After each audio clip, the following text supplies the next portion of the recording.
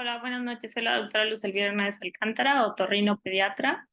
Yo les voy a hablar un poco del diagnóstico y tratamiento de la apnea obstructiva del sueño.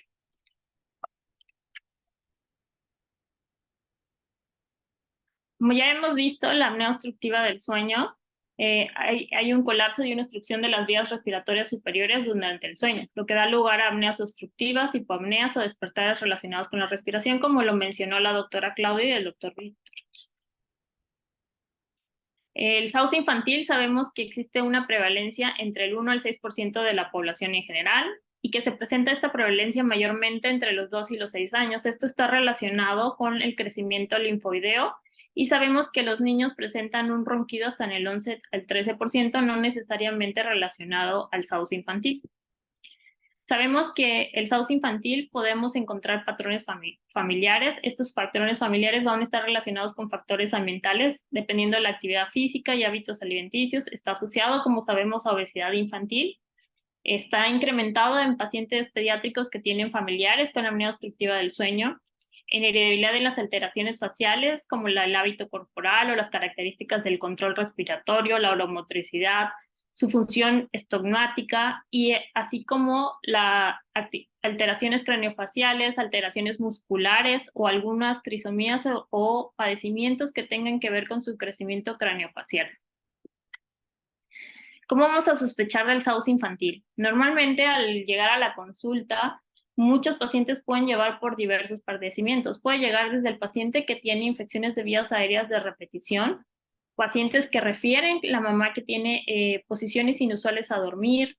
resequedad orofaringia, que cuando hacemos preguntas dirigidas refieren que sudan durante la noche, presentan cefalea matutina, toman mucha agua, se despiertan durante la noche, incluso no han dejado de mojar la cama aunque ya son escolares, tienen problemas de comportamiento y aprendizaje. Algunos llegan incluso por problemas en la procesión de los alimentos al tener una respiración oral de larga evolución.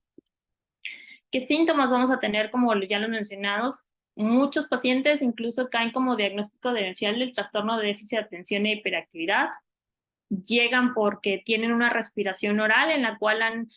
tenido una relación directa con la propiocepción de los alimentos, rechazan ciertos alimentos, presentan mayormente aerofagia, presentan estreñimiento o algunas otras alteraciones en problemas de la alimentación. Son pacientes que más frecuentemente vamos a tener infecciones de vías aéreas superiores frecuentes, incluso disfagia. Algunos cambian incluso su propiocepción alimenticia al comer ciertos alimentos, a ciertas texturas, ciertos manejos en la forma de la deglución, principalmente por este tejido inflamatorio que existe asociado a los niños, hablando de las amígdalas y las adenoides y su respiración. Recordemos que el niño trata de sobrevivir y es o respira o come. El tamaño de las amígdalas y las adenoides no siempre va a ser un predictor de la enfermedad y no siempre va a estar relacionado con la severidad del SAUS, pero sí va a ser uno de los factores más determinantes que vamos a encontrar.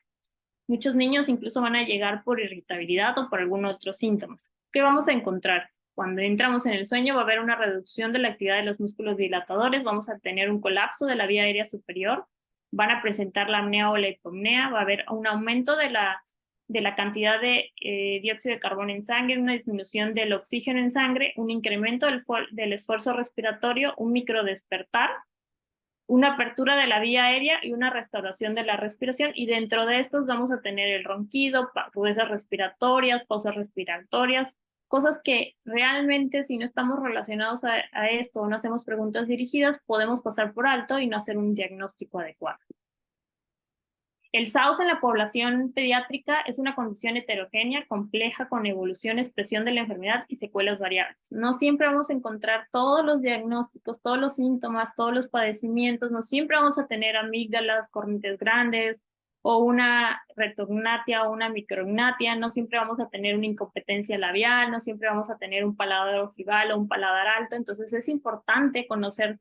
las herramientas diagnósticas, conocer que se puede hacer una polisomnografía, que se puede hacer una poligrafía, que podemos tener cuestionarios para apoyarnos, que existe un manejo multidisciplinario para dar un mejor diagnóstico y con esto un mejor tratamiento a los pacientes. En estudios que existen de la Academia Americana de Otorrinología se sabe que solo el 10% de los pacientes que se les realizó una adenoimelectomía entre 1 y 3 años recibieron o tuvieron tratamiento previamente con una polisomnografía. Y también tenemos que entender que se debe trabajar en conjunto, porque muchas veces, según a quien llegue el paciente, es el tratamiento al cual se le va a someter, y a veces esto no es suficiente y realmente puede dejar un tratamiento, una enfermedad residual en la cual el paciente cree que no tuvo la mejoría adecuada y probablemente sí tuvo una mejoría, pero nos quedamos un poco cortos.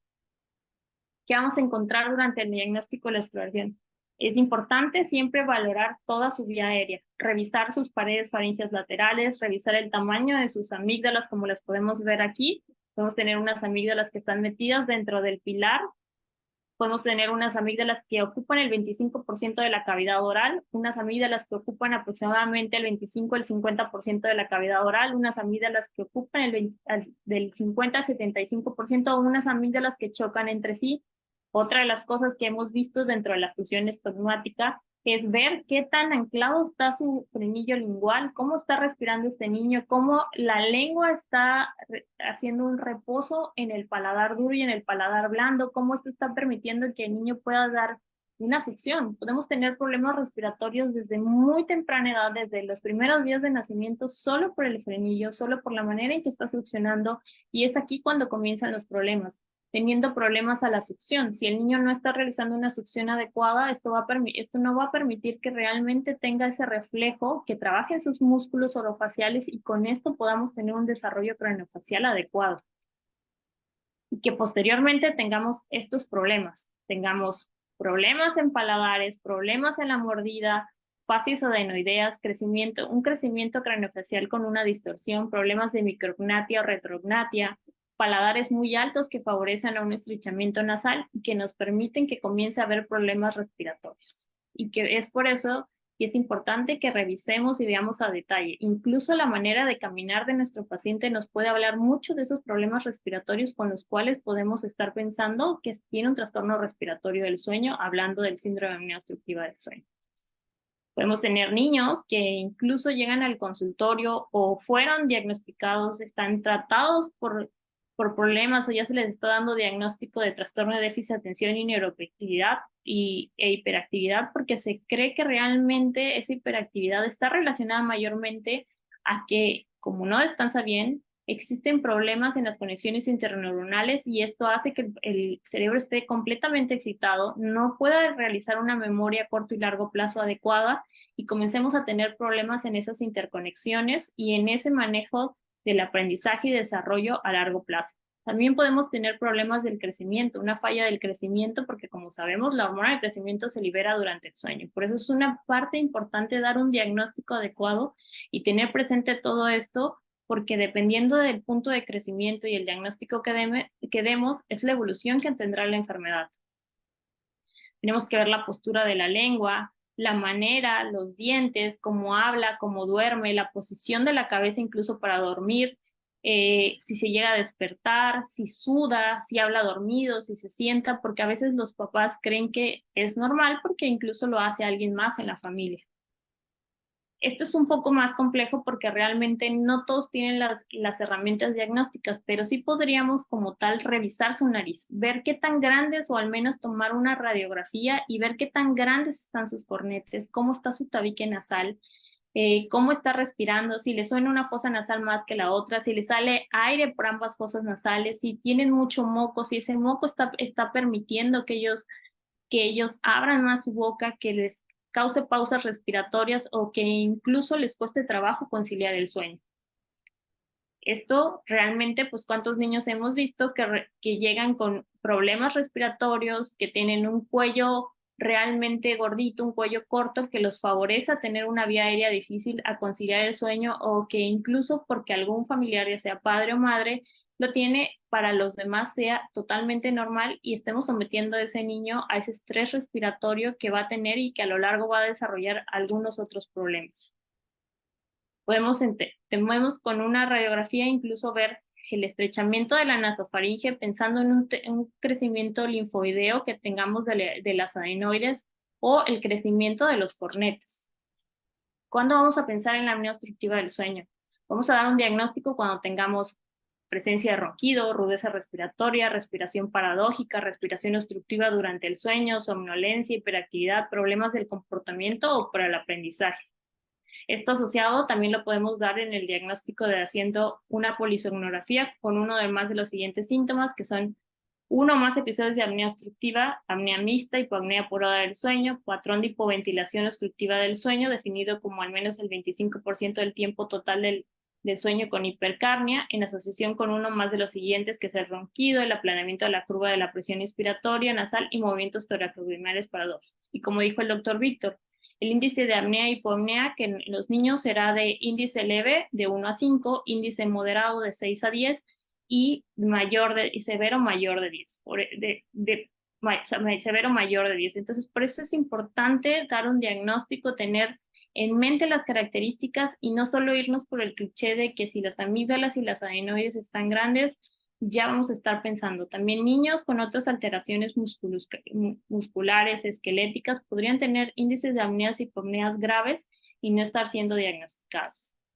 La evolución de la apnea obstructiva del sueño la podemos tener desde los primeros años y meses de vida y que en el desarrollo y en la evolución de esta enfermedad se puede ir adaptando o empeorando. ¿Cuántas veces hemos visto niños que tienen bastante problemas en su dentadura, caries, infecciones de vías respiratorias porque realmente su cuerpo se adaptó a tener este problema en la respiración? Y hasta que no tenemos consecuencias como lo que es la falla en el crecimiento, problemas de hiperactividad, problemas de alimentación, es cuando realmente hacemos el diagnóstico, cuando pudimos tratar esto desde edades muy tempranas. Algunas indicaciones que se realizan para polisomnografía en la Academia Americana de Otorrinolaringología son en niños menores de 3 años, niños con diagnóstico de síndrome de Down, trastornos neuromusculares e hiperactividad. Cuando no estamos teniendo un diagnóstico adecuado de un trastorno del neurodesarrollo o un trastorno que entra en la neurodiversidad y que tenemos que darle un mejor diagnóstico y que realmente nos estamos quedando cortos en cuál podría quedar si realmente no presentan todos los datos para tener un trastorno de hiperactividad. Hallazgos objetivos podemos tener cese o disminución del flujo aéreo en la polisomnografía, esfuerzo respiratorio con disociación tóraco-abdominal, hipoxia, electromiografía sumental con espigas de actividad, que tengamos ronquido, frecuencia cardíaca con taquicardia sobre diarritmias, hipercapnia, que nos puede estar presentando un síndrome de apnea obstructiva del sueño. Generalidades, sabemos que en la polisomnografía el criterio de adultos en pacientes se comienza a calificar desde que tienen 13 a 18 años y normalmente vamos a tener eventos predominantes durante el sueño MOR. También, aún en eventos cortos de obstrucción, se asocian a hipoxemia severa, historias de ronquido y dificultad para respirar al dormir, respiración paradójica normal durante el sueño MOR hasta los 3 años y en algunos pacientes vamos a desarrollar pectus excavatum y retracción torácica por el esfuerzo respiratorio que hace. E incluso sabemos que diferentes trastornos como la laringomalacia o algunos otros trastornos del sueño pueden estar asociados a muertes súbitas si no son diagnosticados adecuadamente. ¿Qué diagnósticos diferenciales debemos hacer? Un ronquido aislado, apneas centrales, apneas mixtas, anormalidades estructurales, hipoventilación alveolar no obstructiva, narcolepsia, hiperinsomnia idiopática, sueño insuficiente, epilepsia relacionada al sueño. Son diagnósticos que debemos también tener en cuenta y que se deben de dar un diagnóstico diferencial con la polisomnografía. Como ya sabemos y hemos visto y como nos explicó la doctora Claudia, pues sabemos que los mecanismos del síndrome de apnea obstructiva del sueño van a provocar una obstrucción de la vía aérea, un aumento de la presión intratorácica, anormalidades anatómicas, alteraciones en los ciclos de apnea y hipopnea, los microdespertares, que esto van a condicionar a una hipoxia crónica intermitente, a la fragmentación del sueño, con la activación adrenérgica, con disfunción endotelial, hipercoagulidad, y sistema de inflamación, desregulación metabólica, activación endocrina, y todo esto nos va a llevar a manifestaciones clínicas e incluso a preguntarnos qué inició primero. La resistencia a la insulina, diabetes tipo 2, obesidad, falla cardíaca, fibrilación atrial y otros problemas que a la larga nos podrían condicionar enfermedades y diagnósticos a edades muchísimo más tempranas de lo que lo tenemos actualmente. Es también importante y también uno de los diagnósticos cuando no tenemos claro ver la vía aérea en su colapso durante el sueño. Esto lo podemos hacer con un DISE, que es el estudio endoscópico bajo un sueño inducido, ver las características de la nasofaringe, de la orofaringe, el colapso de la vía aérea, la epiglotis, las paredes laringeas laterales y todo durante el sueño. Normalmente esto se hace bajo diferentes anestésicos y con esto nos puede dar una ayuda mayor en decidir qué tratamiento podría ser el más adecuado para darle a estos pequeños.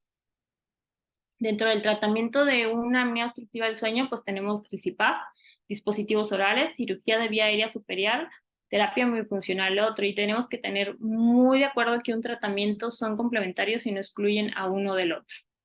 Es muy importante y hacer hincapié con los papás que es súper necesario que exista una rutina de sueño, en mantener un horario adecuado para dormir, asegurar que el ambiente sea súper, realmente sea bastante con una luz adecuada, que no haya pantallas, que tenga la temperatura adecuada, que haya disminución de los disruptores endocrinos, como ahora en día, que está muy relacionado a que se utilizan aceites esenciales, se utilizan algunos aromas para dormir que también pueden aumentar la hipersecreción nasal y con esto aumentar la congestión y que al niño le sea difícil dormir. No prolongar el tiempo excesivo en cama, individualizar las siestas según la edad del niño, tratar de no activarlo previo a dormir y otro tipo de situaciones que realmente tengamos que estén favoreciendo la actividad y que se esté rompiendo la rutina del sueño en los pequeños. Dentro de los tratamientos que podemos tener en base quirúrgica a los niños, podemos ofrecerles adenoidectomía, que es el retiro del tejido linfoide que tenemos por detrás de la nasofaringe y orofaringe, la amidalectomía, que es el retiro de las amígdalas palatinas que tenemos en las paredes faringias, y esto puede ser bajo diferentes técnicas. Esta es una de las técnicas que podemos tener con un coblator, que es una cirugía de radiofrecuencia, o con una cirugía abierta y así retirando y permitiendo que haya mayor paso del aire por la cavidad oral, y también al retiro de estas permitimos que no se dé un colapso solo por el peso que representan las amígdalas. Pero tenemos que tener en cuenta, hay diferentes estudios de casos donde hablan que hasta el 20-40% de los pacientes con adenoamidalectomía pueden presentar una enfermedad residual. El porqué de tratar de ofrecerles al paciente un manejo multidisciplinario. También es importante evaluar los cornetes inferiores por donde pasa la mayor cantidad del aire, porque si estos están pequeños y si estamos teniendo un colapso en el paladar por este paladar alto que tenemos o por un paladar ojival, y el paso por las fosas nasales es muy pequeño, también nos puede estar permitiendo que realmente estén presentando una rudeza respiratoria y que esto haya facilitado la adaptación a una respiración oral. Otro tipo de tratamientos que podemos tener en los niños es el uso del CPAP, que es el dispositivo de presión aérea positiva, terapias miofuncionales para mejorar la musculatura y un tipo de terapia miofuncional y de respiración y que funcione en la succión es que tengamos una adecuada lactancia materna desde muy pequeños. Por eso es importante evaluar. No hay tratamiento temprano. Es muy importante ir evaluando a los más pequeños y ir viendo cómo es su succión, cómo es su respiración. Y más si estos pequeños tienen alguna alteración craneofacial o algún problema que los va a condicionar a un problema respiratorio. Hoy en día tenemos tratamientos de ortodoncia del sueño, como nos hablará la doctora Corana posteriormente. Y como conclusión que yo dejo es necesario un manejo temprano, ir detectando cuáles son los parámetros o cuáles son podemos tener consecuencias en las características de los pequeños, un manejo multidisciplinario y una vigilancia de ese manejo multidisciplinario, irnos llevando al paciente de la mano, refiriéndole cuáles son las expectativas, cuál es el tratamiento, cómo podemos ir trabajando, teniendo un equipo de trabajo donde nos podamos comunicar, hablar y qué vamos a esperar con este paciente. Y recordar que en el síndrome de apnea obstructiva en adulto, en un alto porcentaje, es una secuela de un niño no diagnosticado y tratado a tiempo.